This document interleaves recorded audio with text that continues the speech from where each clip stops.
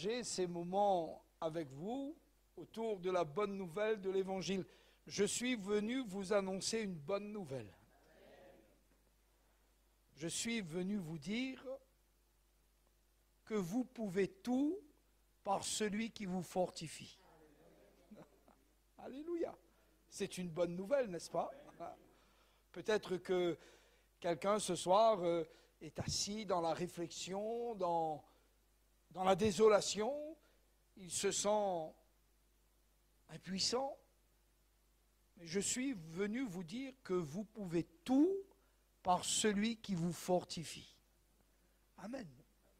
Et je suis venu vous saluer comme le Seigneur un jour a salué un jeune homme à son pressoir, et je suis venu de la part de Dieu vous dire, salut, vaillant héros, le Seigneur est avec toi. Amen. Alléluia. N'est-ce pas merveilleux? N'est-ce pas extraordinaire? Le Seigneur est avec nous. Amen. Alléluia. Alors permettez-moi de vous saluer au nom de toute l'île de la Réunion. L'île de la Réunion, pour ceux qui la connaissent, il faut 11 heures d'avion pour s'y rendre. Elle est à plus de 16 000 kilomètres de la métropole. Et sur cette petite île, le Seigneur a fait une œuvre extraordinaire, comme il a fait en son temps en Europe et dans le monde entier. Et nous voulons bénir le Seigneur qui est vivant et puissant. Je vous salue de la part des frères et sœurs de l'église de Saint-André. Alors l'église de Saint-André, c'est la région est de l'île de la Réunion. C'est là où il pleut souvent. Alors, à Metz, à Thionville, je me sens un peu comme à Saint-André. Voilà. Donc je ne suis pas du tout dépaysé. Alléluia. Voilà. Donc de la part des croyants de l'église de Saint-André, des pasteurs de l'île de la Réunion, ils m'ont chargé de bien saluer les frères et sœurs, chose que je fais ce soir. Et puis j'avais un de mes neveux qui était quelque temps aussi à Metz, c'est Romain et Rachel, je ne sais pas si vous les avez connus ici, mais ils m'ont chargé aussi de bien saluer les frères et sœurs de toute la région, dans laquelle je serai pour partager la bonne nouvelle de l'Évangile. Alléluia.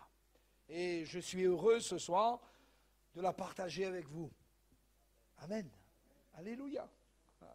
Vraiment une bonne nouvelle. Quelque chose qui va nous fortifier, qui va nous encourager.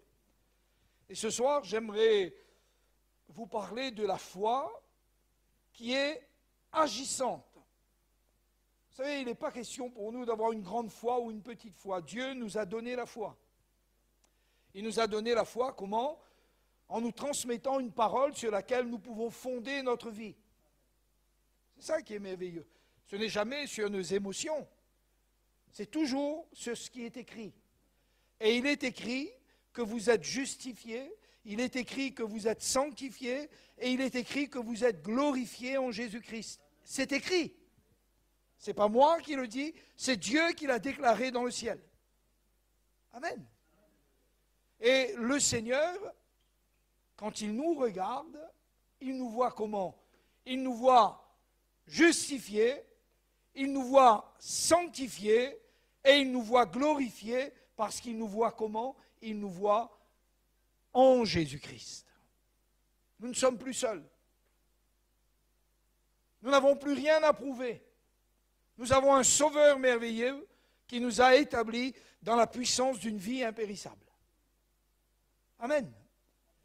Et nous comprenons que lorsque l'ange viendra saluer Gédéon, eh bien, alors que lui-même pensait sauver les meubles, il était à son pressoir. Vous savez, ce n'était pas au pressoir qu'on battait le grain, qu'on rangeait, qu'on battait le blé, c'était dans des airs. Mais là, il est là parce qu'il n'a pas de lui-même une haute opinion, et c'est une bonne chose en soi que de ne pas être rempli d'orgueil.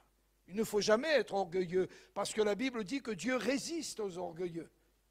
Mais Paul dira à Timothée que l'esprit que Dieu nous a donné est un esprit de force, d'amour et de sagesse. Amen.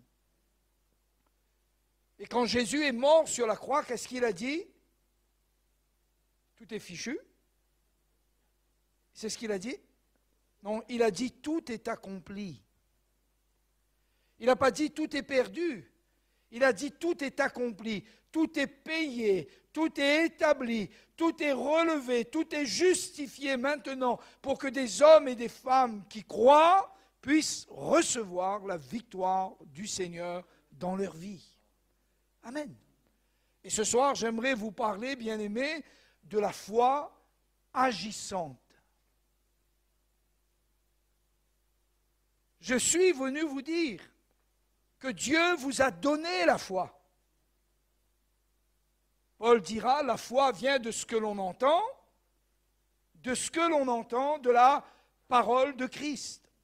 Et chaque fois que Dieu donne une parole, chaque fois que Dieu parle, ce n'est jamais pour faire passer le temps, mais c'est pour nous mettre en action, pour que nous puissions saisir par la foi la grâce et la victoire du Seigneur. Amen. Parfois, avec le Seigneur, on a un langage, on demande à Dieu de faire ce que Dieu attend que nous fassions.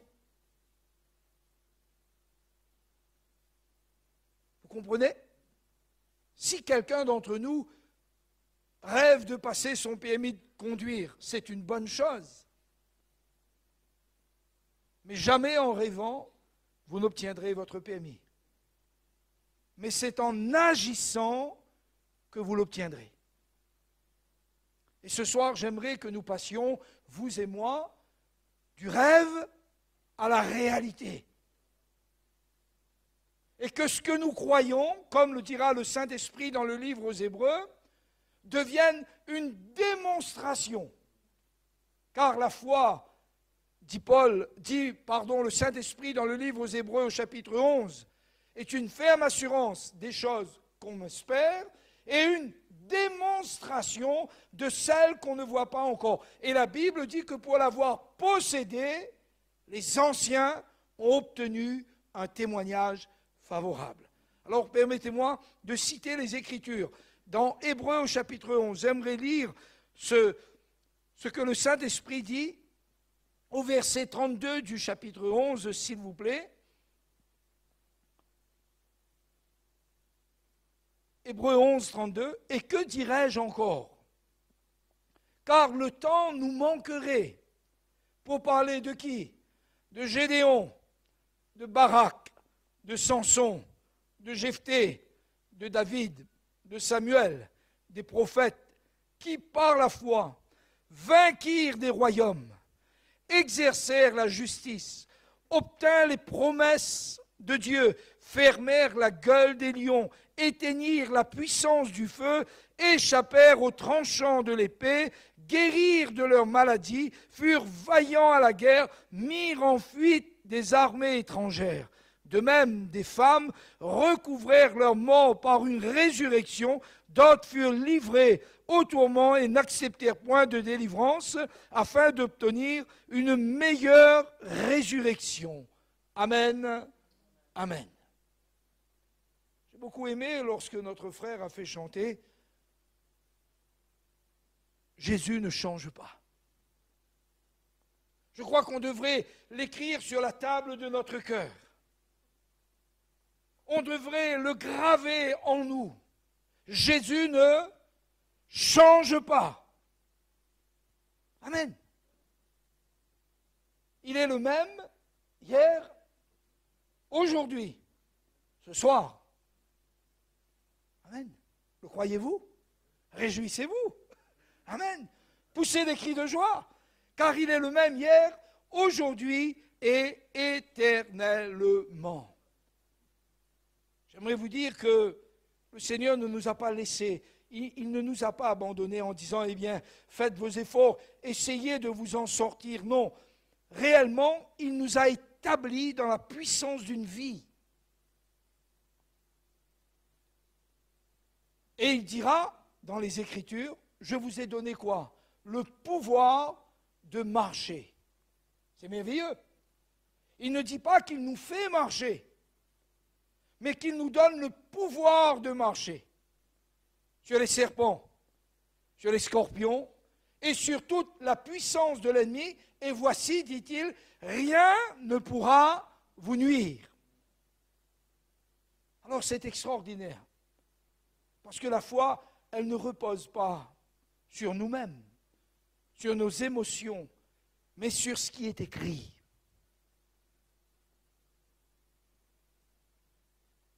Et sur ce qui est écrit, sur ce qui est dit, sur ce qui est déclaré par le Saint-Esprit dans la parole de Dieu, nous pouvons faire agir notre foi. Amen. Nous pouvons la faire agir. J'aimerais prendre pour vous quelques exemples.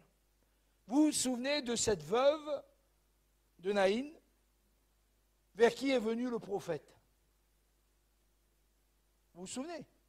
Vous connaissez ce passage?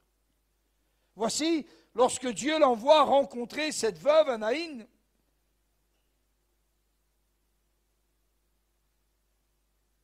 le prophète va rencontrer cette femme, et voici ce qu'elle va dire. Elle va dire ceci au prophète.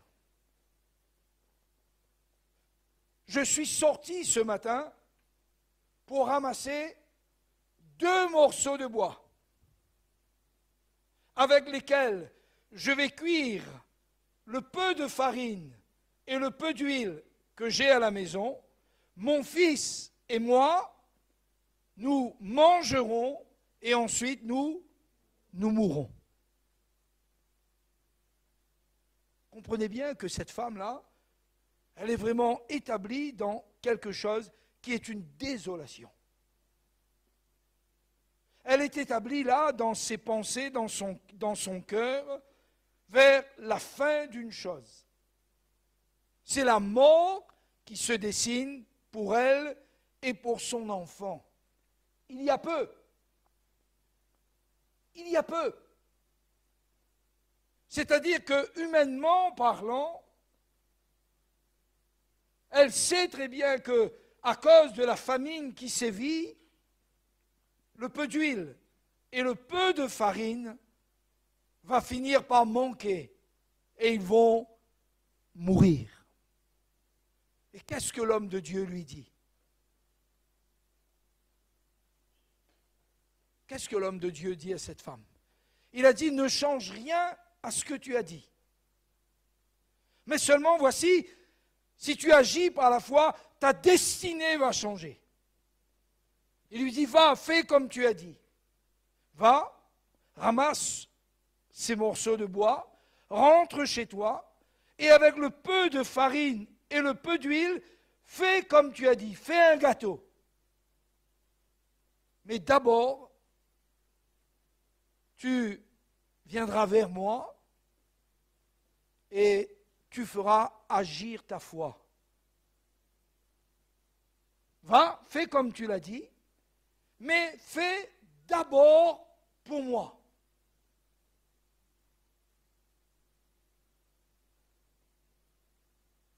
Et la Bible dit que cette femme alla et fit comme l'homme de Dieu lui avait dit. Avec un peu de farine et un peu d'huile. Sa foi fut mise à contribution pour que Dieu soit honoré, pour que Dieu soit le premier, le plus grand, celui qui pourvoit, celui qui fait des miracles, celui qui appelle les choses qui ne sont pas, comme si elles étaient.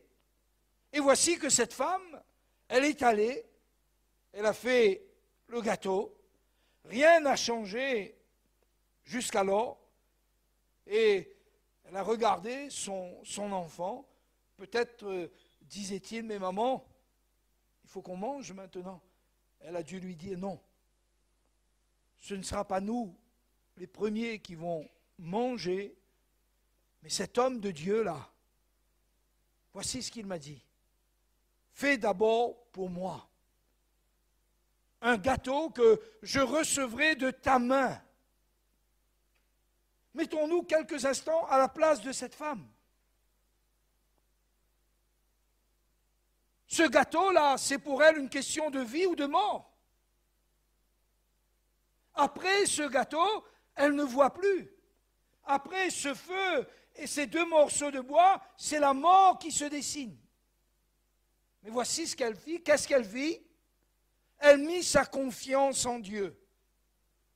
Et elle honora Dieu avec le peu qu'elle avait. Je puis vous dire, elle n'avait pas une grande foi. Et d'ailleurs, la preuve est faite qu'elle avait dit qu'elle allait mourir après cela. Mais elle a obéi.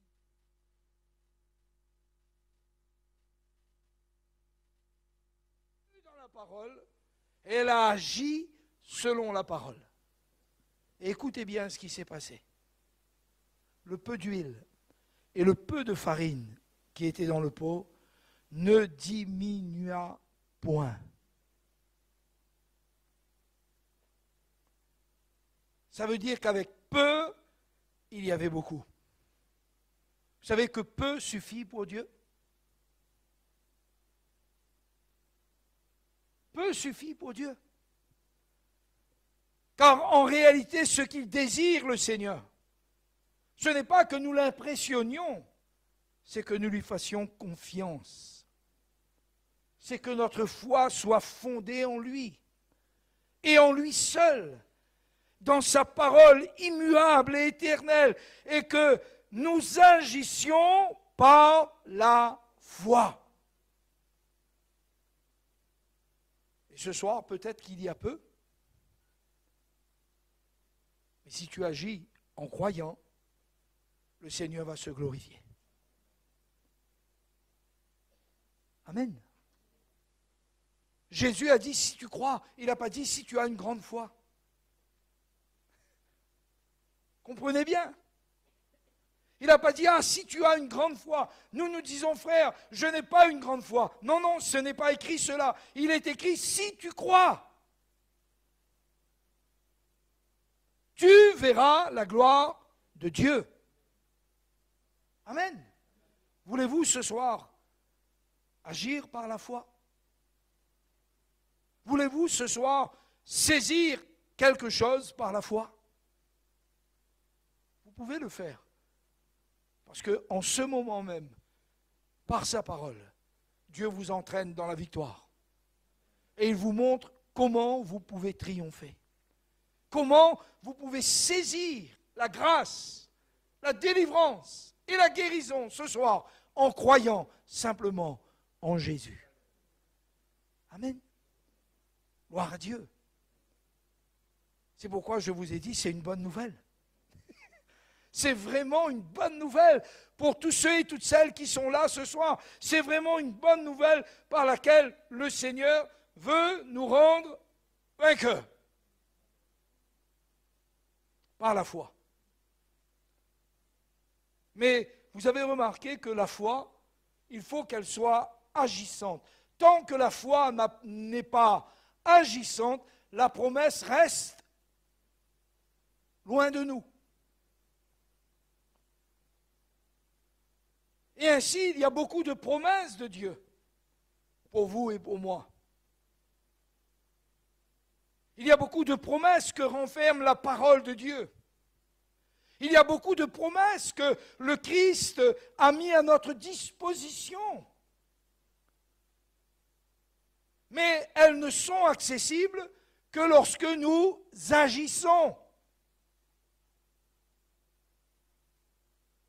Lorsque nous saisissons par la foi les promesses du Seigneur. Vous vous souvenez aux noces de Cana? Vous vous rappelez comment le Seigneur a fait ce premier grand miracle? Vous savez où commence ce miracle? Dans le cœur d'une femme, du nom de Marie. C'est comme ça que commence le miracle. Et vous savez comment ce miracle va se mettre en mouvement? Parce qu'une femme vient voir le Seigneur. Elle vient dire à Jésus, elle sait qui est Jésus. C'est vrai qu'elle l'a enfanté. C'est vrai que c'est elle qui l'a élevée, nourrie, éduquée.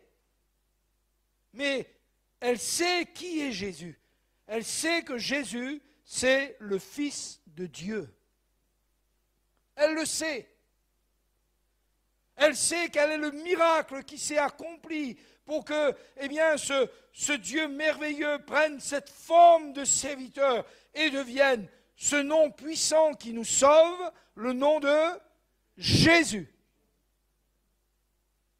Et Marie, elle va voir le Seigneur, parce qu'il y a là un problème, et elle lui dit, ils n'ont plus de vin. C'était une grande catastrophe là. C'était un grand malheur.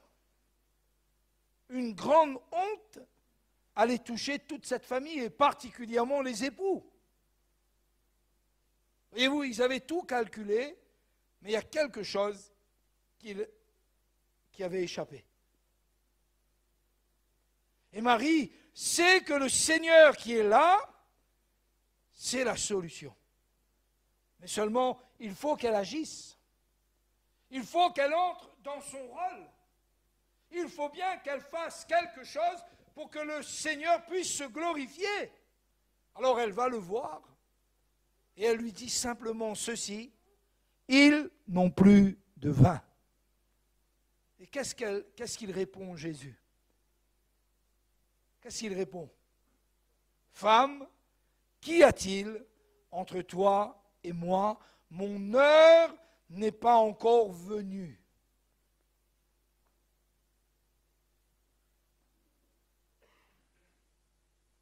Et cette réponse, elle aurait pu faire que Marie aille de nouveau s'asseoir en disant à ceux qui étaient là, désolé. Désolé, mais Jésus ne peut rien faire ce soir. Elle aurait pu dire cela. Je suis vraiment désolé, mais il ne veut pas.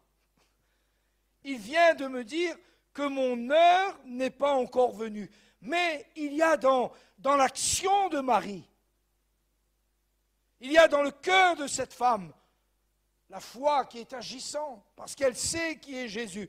Et qu'est-ce qu'elle va dire? Faites ce qu'il vous dira. C'est extraordinaire, n'est-ce pas? Faites ce qu'il vous dira. Donc Marie sait que le Seigneur va agir. Il sait que par sa compassion, Jésus va répondre à ce besoin. Il sait qu'il va exercer ce ministère de puissance et de gloire. Frères et sœurs, nous devons savoir que ce Jésus, ce soir, c'est lui qui exerce au milieu de nous un ministère de puissance, de gloire, de guérison, de miracle, de délivrance et de résurrection. Amen. Et Marie a dit, faites ce qu'il vous dira. Et tout de suite, Jésus s'est mis à l'œuvre. Tout de suite. Tout de suite. Et elle a dit, faites ce qu'il vous dira. Les serviteurs sont venus vers Jésus. Et Jésus leur dira, allez, remplissez d'eau ces vases. Vous voyez, pour que le miracle s'accomplisse, il faut quand même qu'en face, il y ait cette obéissance, il y ait cette action, il y ait ce cri, il y ait ce désir, il y ait ce relèvement, ce défi de vouloir et de s'attendre à ce que Jésus va faire. Et là, il dit aux serviteurs, faites ce qu'il vous dira. Et les serviteurs, Jésus leur dit, allez, remplissez d'eau ces vases. Toujours, le Seigneur nous demandera de faire ce que nous pouvons faire. Il nous demandera de prendre la victoire sur notre intelligence, sur nos raisonnements, sur nos pensées, sur les hauteurs qui s'élèvent en nous pour simplement nous en remettre à la parole du Seigneur.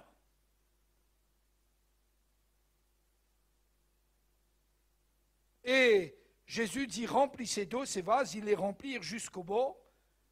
Et ensuite, puisez maintenant. Écoutez-moi, j'aimerais qu'on réfléchisse un moment. Quand ils ont puisé quoi? Ils ont puisé de l'eau. Ils n'ont pas puisé de vin. Le miracle ne s'est pas fait là. Ils ont puisé de l'eau. Ils ont rempli d'eau les vases qui étaient là. Ils ont puisé de l'eau. Et Jésus leur dit, maintenant, allez, portez-en à l'ordonnateur du repas.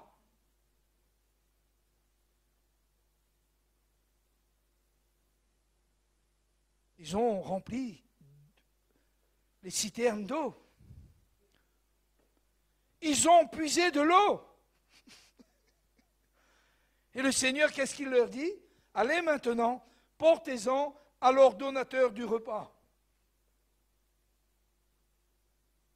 Seigneur, tu n'as pas bien compris. De l'eau, il y en a. Il n'y a pas de souci. Tu n'as peut-être pas bien entendu, j'aimerais te répéter, Jésus, ils n'ont plus de vin. Mais de l'eau, il n'y a pas de problème. Il ne manque pas d'eau dans le mariage. Ils n'ont plus de vin. Écoutez bien. Les serviteurs en apportèrent à l'ordonnateur du repas.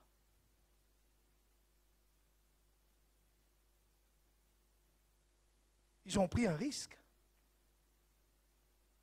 Il y en a qui veulent voir Dieu agir sans prendre de risque. En disant, Seigneur, fais un petit miracle.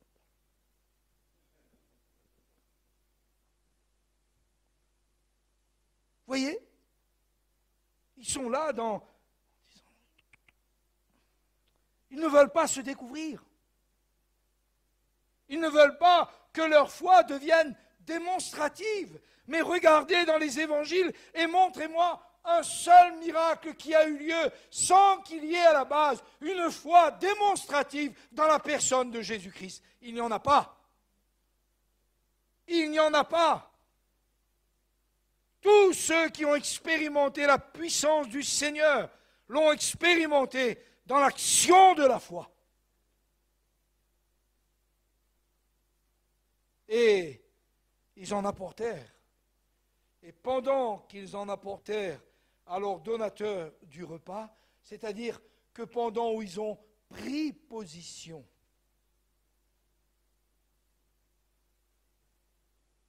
ces serviteurs ont pris position.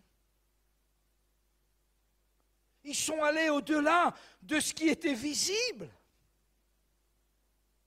Mais la foi, mes frères et sœurs, c'est de voir l'invisible, c'est de croire l'invisible, c'est de saisir l'invisible.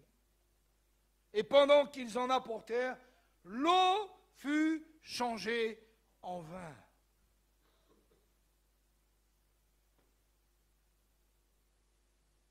Le miracle s'est opéré ce jour-là à Cana, en Galilée, parce qu'une femme a compris que l'heure de Dieu était là. Parce que des serviteurs sont allés au-delà de raisonnement, d'intelligence, de pensée, de ce qu'ils voyaient, pour mettre leur confiance dans la seule parole du Seigneur.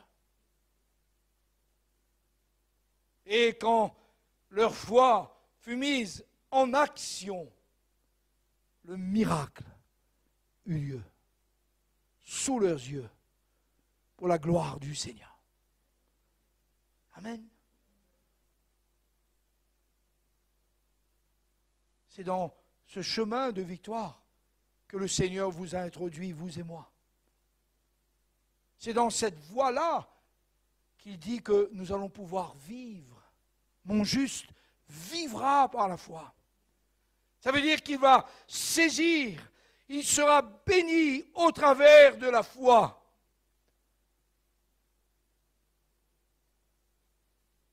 Peut-être un autre exemple. Quand le Seigneur vient chez Marthe et Marie, leur frère Lazare est là depuis 4 jours. 4 jours. Et quand Jésus arrive dans cette famille, ils disent, Seigneur, si tu avais été ici, mon frère ne serait pas mort. Donc la chose, voyez-vous, elle est finie. Elle est arrivée à sa conclusion. Lazare est mort. Mais tout est encore possible. Amen. Tout est encore possible. Et Jésus rappelle à Marie, mais ne t'ai-je pas dit que si tu crois, tu verras la gloire de Dieu? Et Marie va dire, mais je suis la résurrection et la vie, dira Jésus, et ton frère ressuscitera. Et tout de suite, elle dit, mais Seigneur, je sais qu'elle ressuscitera au dernier jour. Elle croyait en Jésus. Elle croyait dans la résurrection. Elle croyait que les choses seraient possibles, que Jésus était vraiment le Christ, le Fils de Dieu, la résurrection et la vie. Mais quant à voir son frère ressuscité, c'était quelque chose d'inconcevable. Jusqu'au temps de la résurrection. Et Jésus lui dira, je suis la résurrection et la vie. Alors, Jésus va exciter sa foi. Il va la réveiller et dit, mais où l'avez-vous mis? Où l'avez-vous mis? Et elle dit au Seigneur, viens et vois. Viens et vois. Et elles menèrent Jésus jusqu'à l'endroit où était enseveli Lazare. Est-ce que nous allons mener Jésus jusqu'à l'endroit où se trouve notre échec, se trouve notre désolation, se trouve notre honte, se trouve même notre incrédulité? Un jour, quelqu'un a répondu à Jésus parce qu'il y avait eu des échecs. Il y avait eu des échecs.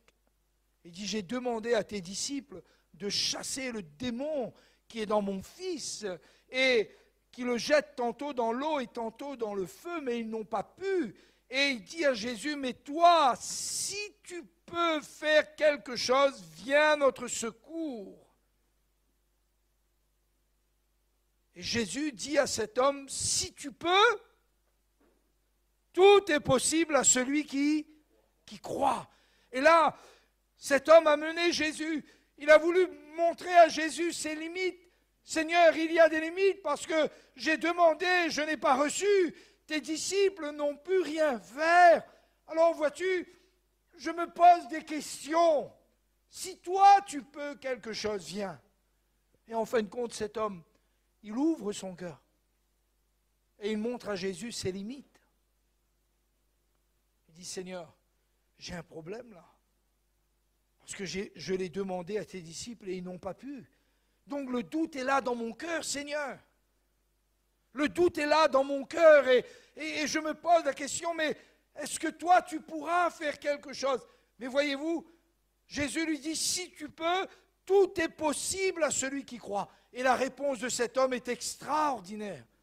Il dit, je crois, viens au secours de mon incrédulité. Croyez-vous qu'en croyant, le Seigneur est capable de venir au secours de notre incrédulité? Je vous dis que oui. Oui, il n'a pas une grande foi. Il n'a pas une grande foi. Sa foi a été déçue, sa confiance est quelque part brisée, comme fêlée, comme s'il ne pouvait plus construire. Mais Jésus lui dit, si tu crois, cela est possible. Et lui, qu'est-ce qu'il dit? Viens au secours de mon incrédulité. Jésus est venu au secours de son incrédulité. Peut-être que ce soir, mon frère, ma soeur, il y a une incrédulité parce que ça fait longtemps. Et puis, tu as espéré, tu as cru, et finalement, rien n'a encore changé. Quand rien n'a encore changé, ça ne veut pas dire que rien ne va changer. C'est juste pas encore changé. Mais ça va se faire dans ta marche ce soir. En allant comme ces hommes, en amenant cette eau dans l'obéissance, les choses vont changer. Et la Bible dit que Jésus est venu à son secours. Alors, il mène, je reviens sur la résurrection de Lazare, il mène Jésus, il le mène où? Devant une tombe. Devant une tombe creusée dans la montagne, devant laquelle il y a une grande pierre. Il y a tant de choses qu'on a rangées là. Tant de situations, tant de promesses qu'on a rangées au fond d'une tombe en disant « mais ça, c'est pas pour moi, il vaut mieux mettre une grande pierre devant. Il vaut mieux en finir. »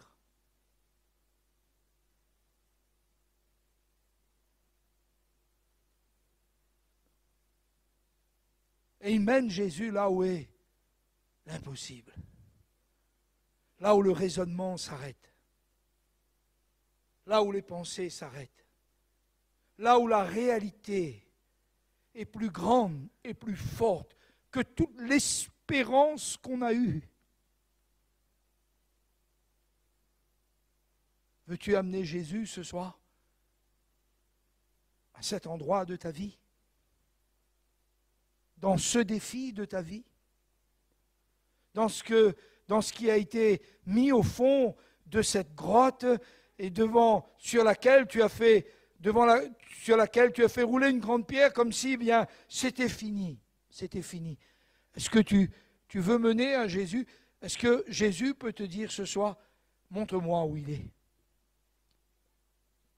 Amène-moi là où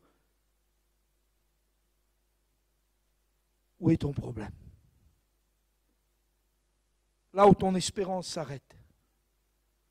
Là où ta foi vacille. Permets-moi de venir. Permets à Jésus de venir là où ta foi vacille. Permets-le de venir là où les raisonnements de ton cœur s'élèvent au-dessus de la victoire de la foi. Et quand Jésus est arrivé là, voyez-vous, les choses devaient encore se construire. Jésus lui dit, c'est bien, je suis là, je suis venu, mais les Juifs ont dit, voyez comme il l'aimait.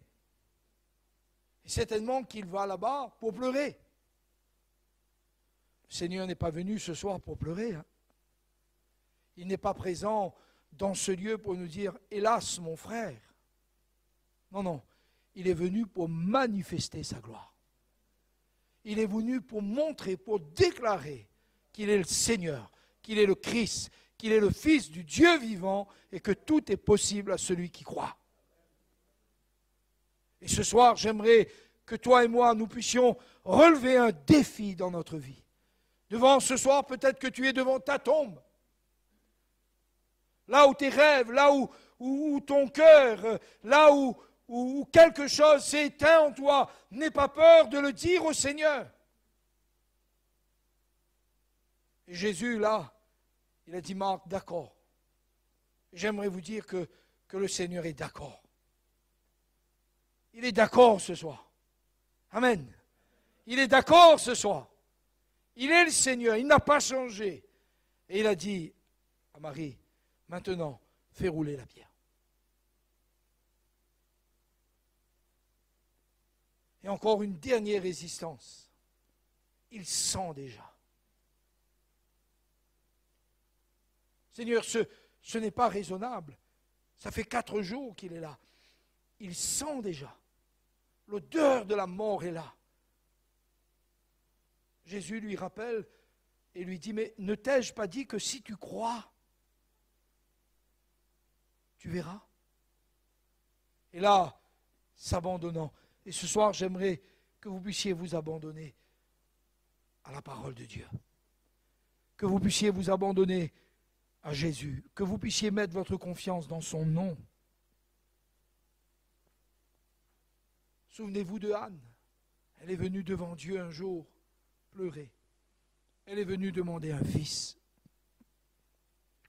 Elle est venue demander un fils. Elle qui avait longtemps déjà été brisée dans son cœur. La Bible dit que l'Éternel l'avait rendue stérile. Pénina l'a persécutée. Le temps passait, mais Dieu restait le Dieu vivant, le Dieu puissant. Et la Bible dit que ce jour-là, balbutiant des lèvres, Anne a fait monter sa requête vers Dieu.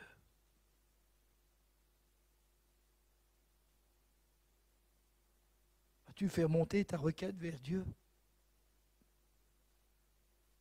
Vas-tu le laisser venir là où tu as enterré peut-être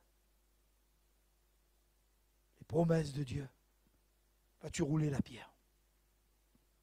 Et là, d'une voix forte, Jésus dit, Lazare, sors. Sors.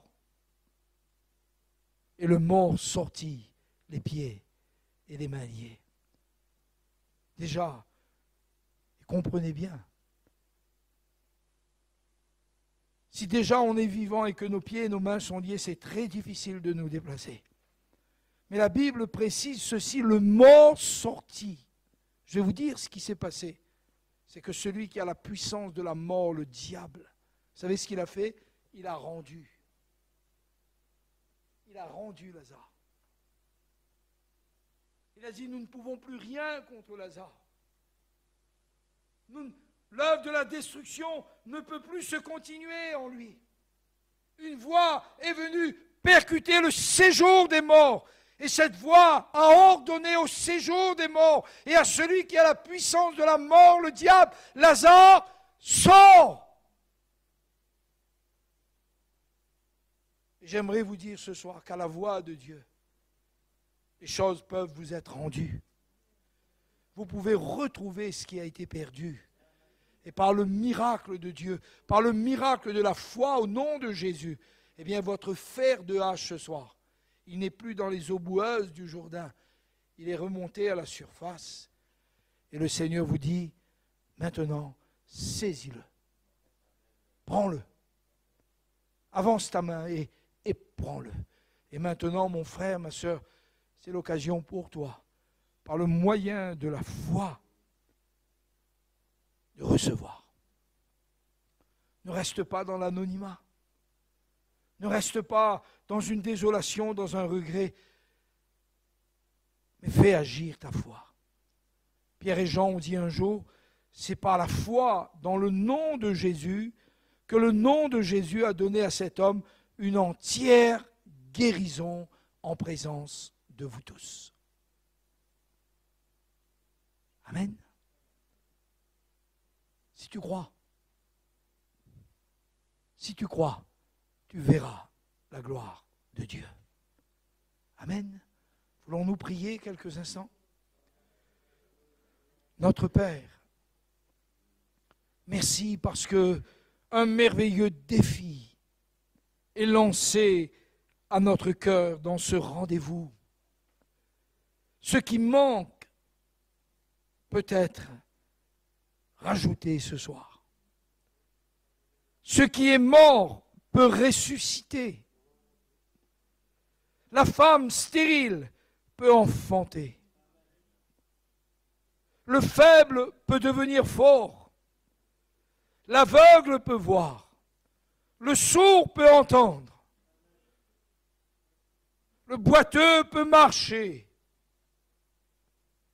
Seigneur, nous voici dans le rendez-vous que tu nous as donné pour saisir, pour sortir de nos prisons, pour marcher sur la puissance de l'ennemi, pour amener, pour renverser les hauteurs, les raisonnements qui s'élèvent en nous à cet instant.